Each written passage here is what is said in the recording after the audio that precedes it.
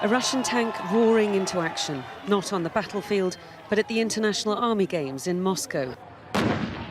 A fun day out for the family, part and parcel of Russia's heavily militarized culture. In one exhibition hall, weapons captured on the battlefields of Ukraine, tagged to show which Western nations the kit supposedly came from. Mock-up Ukrainian troops with far-right tattoos painted on them, in line with Russia's incessant and false narrative that Kyiv is a Nazi regime. Russia's defense minister at a security conference in Uzbekistan admitted to a slowdown in the fighting because, he said, Russia was seeking to avoid civilian casualties and pointed the finger at the West for geopolitical turmoil. The United States and the collective West are putting unprecedented pressure on independent states in an effort to maintain global domination. For this purpose, flagrant blackmail is being used, threats, color revolutions and coups. A clear disinformation scheme is being distributed.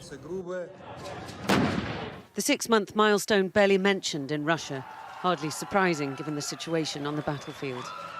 Troops from so-called friendly countries playing at war while Russia's army suffers huge casualties in Ukraine.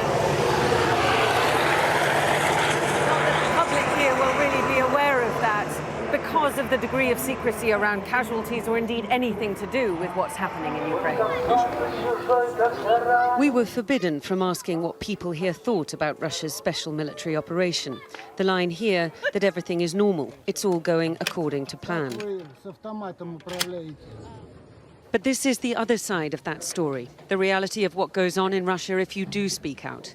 Yevgeny Roisman, ex-mayor of the city of Yekaterinburg, finally detained on criminal charges for discrediting the armed forces.